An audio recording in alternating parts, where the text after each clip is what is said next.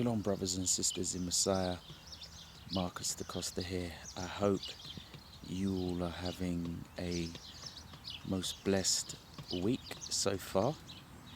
I wanted to talk to you. It's been on my mind to just talk to you about something which someone mentioned, and I was discussing with a brother some time ago.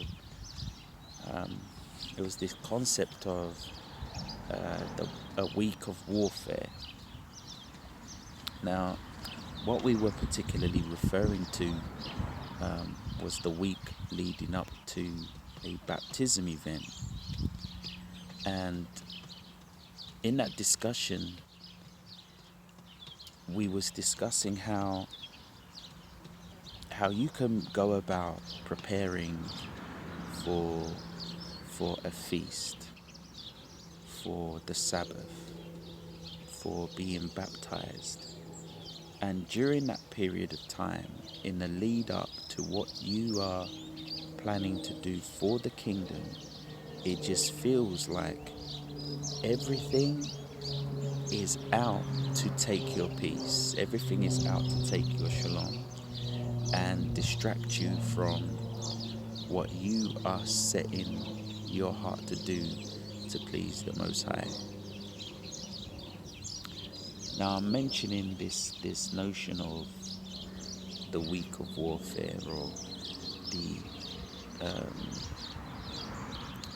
interruptions and the company that comes when you are planning to do something to please the Most High. And I'm saying all that to say that we are gearing up to be celebrating a Passover that is unlike any we may ever experience, or have experienced before.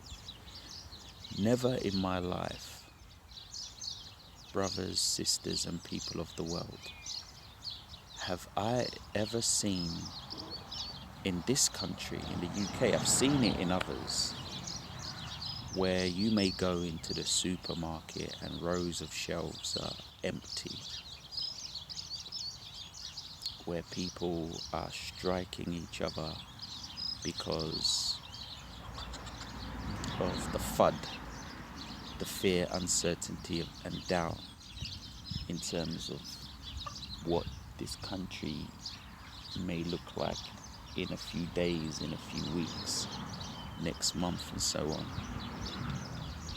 There is so much fear, uncertainty, and doubt right now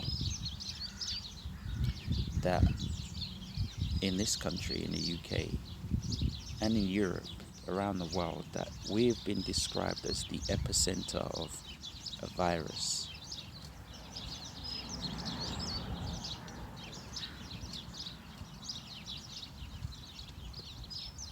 In your own homes,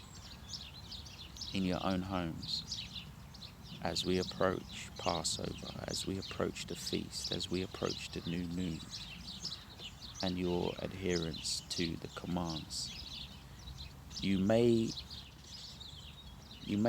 recognize it, you may not.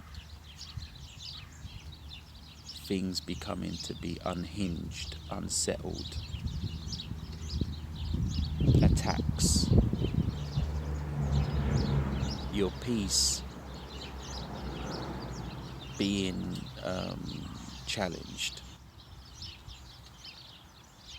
But I say unto you, brothers and sisters, beforehand, if it is not taking place already, beforehand, the only thing you can stand on and be secure on is the word. That is all. That's the thing which lives and abides forever.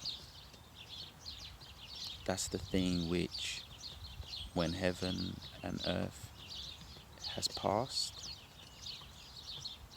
it will abide. So I say that to you because I know that things, wherever you are, We are to have peace in the midst of the storm, whilst at the same time, if we are mindful about what the word says, we are best prepared to have that patience of the saints. As that seed of the word is being sown, as we look to observe the feast, as we look to observe the new moon, as we look to observe the Sabbath, and things start getting testing, recognize what you're dealing with. You're dealing with an adversary. You're dealing with an adversary who, in the time of Daniel, would go about imprisoning messengers of the Most High so he wouldn't get his prayer answered, or he wouldn't hear the answer to his prayer.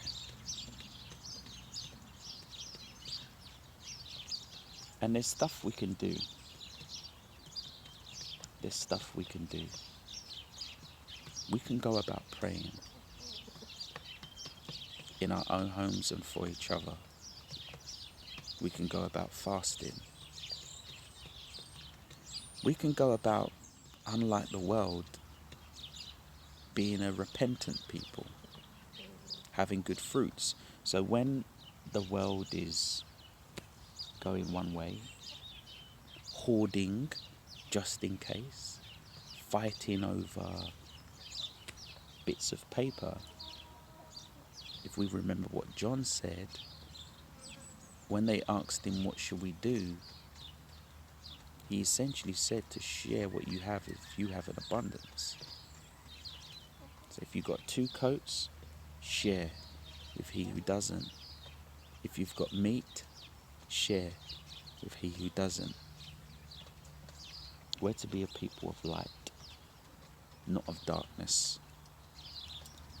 So as things are increasingly testing, as trials present themselves and there is wind beating against the house, there is the flood, just be mindful.